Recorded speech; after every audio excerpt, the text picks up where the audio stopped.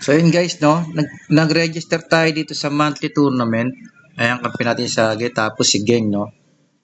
So paano ba natin yan, si Geng? Hirap ah. Ayun.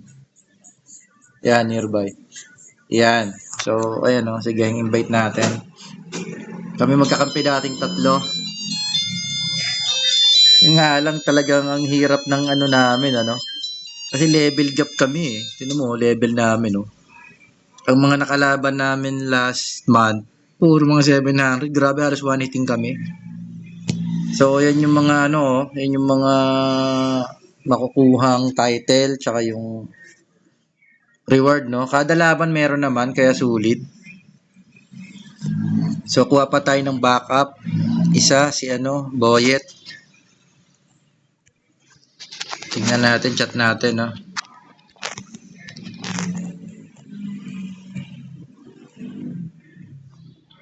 Para meron tayong backup. Kasi, pwede maglano ng backup eh. Dapat apat kayo.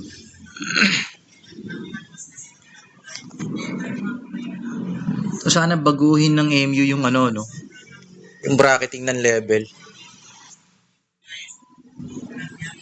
Sobrang layo ng bracket kasi nakarang kalaban namin si Pimo mga 650, 700, talaga mga galing sa lumang server eh.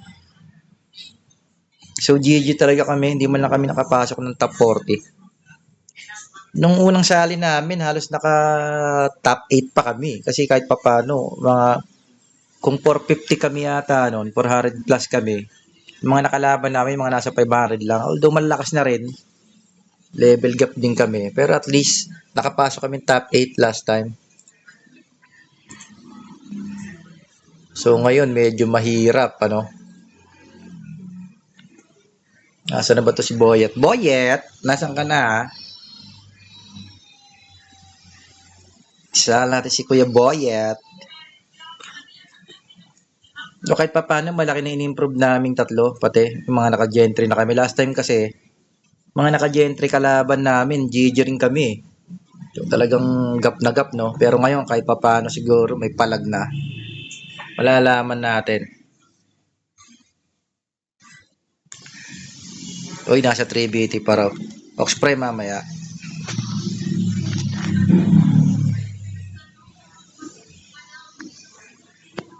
So yun, so apat kami.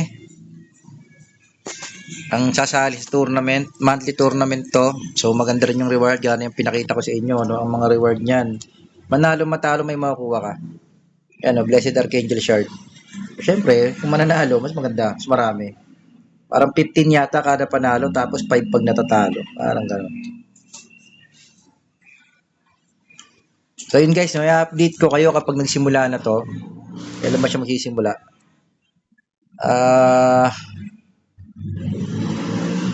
July 17 yung squad registration. So hanggang bukas. So malalaman natin kung kailan mag-i-start. So follow-up video tayo no kapag nagsimula na yung tournament. So sana nga ayusin naman yung bracketing no. Nakakatamad talaga pag sobrang lalaki ng gap ng kalaban. Syempre, naunang server sila eh. So ayun, sana maayos no. Update tayo sa video susunod. So out tayo guys, AGL PES 527, J Gabel, out.